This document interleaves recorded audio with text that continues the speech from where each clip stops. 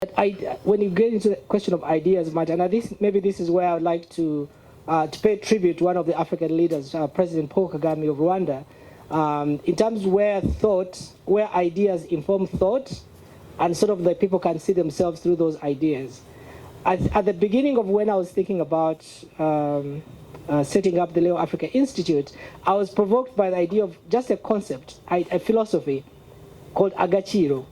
Rwandans have this philosophy called agaciro, which is like a very loosely translates to mean like a sense of dignity, a sense of self, a sense of awareness, and a sense of self-respect, even you as how you see yourself. And I think for me that was just interacting with that idea and eventually being part of conversations where it was further interrogated was something that provoked in me in terms of, and maybe if you allow me, I could just read what I think was the doctrine he shared about the concept of agaciro. So he said in one of the conversations I had the privilege to be part of, afterwards, after we engaged him in an intense way, he tweeted the following. He said, so Africa finding its place in the world was long overdue. And he said, this is the only time we have to get it right. And even when there continues to be problems. And so he listed about 6 things which he thought we should do. One, he said, we must embrace servant leadership. This is working with and respecting others and citizens. Number 2, he said that having a vision of ourselves first and our communities. Then 3, he said breaking away from stereotypes, those that hold us back. These stereotypes that are shaped for us. And then the 4th was the courage to confront issues without fear. And then number 5, he said, even for those who still need help, and this is my favorite one, even those who still need support, dignity is a must, should be demanded, respected, and starts with ourselves, how we see ourselves with the rest of the world. And then the last one, he says, Africa working together, and the rest would be easier and will follow. I think for me, interacting with this concept, just like the concept of Ubuntu, just like there we see ourselves in humanness and how we treat others and how we treat our citizens. This was for me it was a catalytic moment for me to shape an organizations or work with people who thought the way I did, in terms of one, setting up a platform which can project our own thoughts and our other ideas, invite people into that space.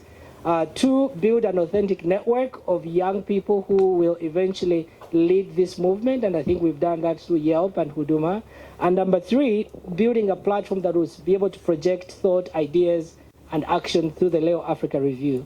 So that's what we've been able to do. So this is what's possible when ideas are at the center of leadership. And I think in many ways you could say that, to his credit, President Kagame, Rwanda is kind of like governed around those principles of agaciro, accountability, respect, engaging on respect with others, especially where the Western world is concerned, which has dominated Africa for a very long time. So that is at the center of the philosophy, the idea of the African being knowing who they are, who we are, and how we interact with the others. And so what have I learned in terms of lessons? I think 3 things. One is, as I said, ideas matter. 2, ideas are threatening.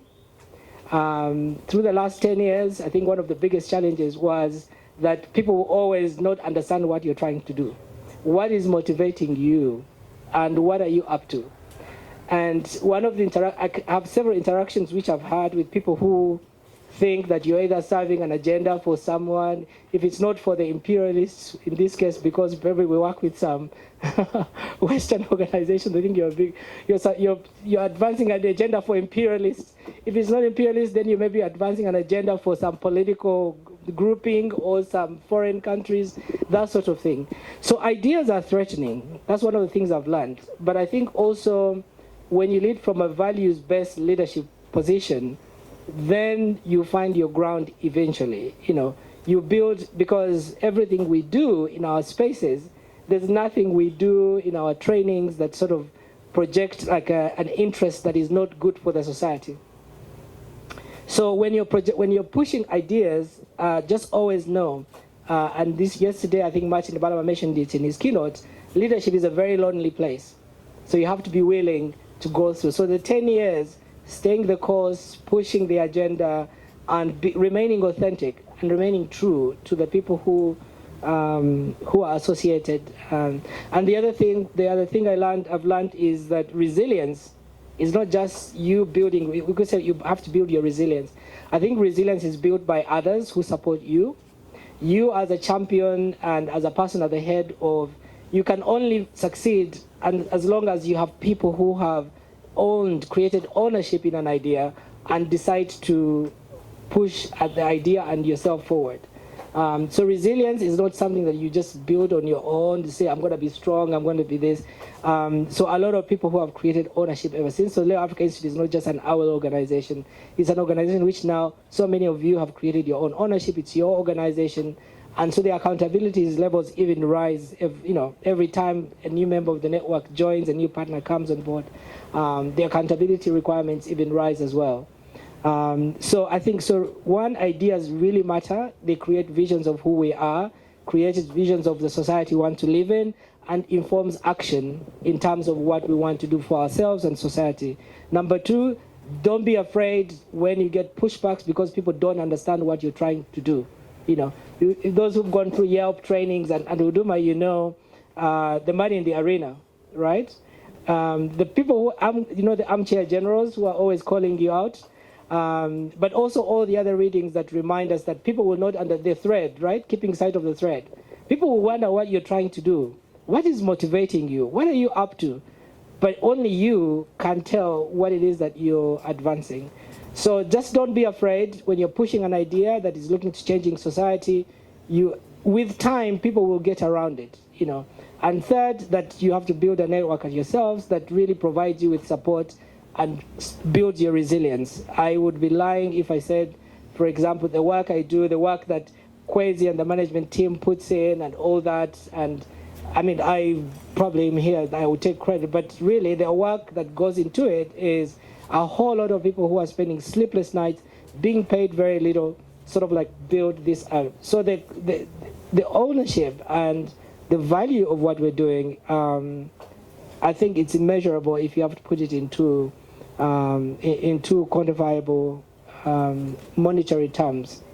So we will continue to stay the course. We appreciate all the network which has grown into significance. We are proud to see every time we graduate a class, or even yesterday being on the call, feeling like I'm being schooled by Martin Balaba.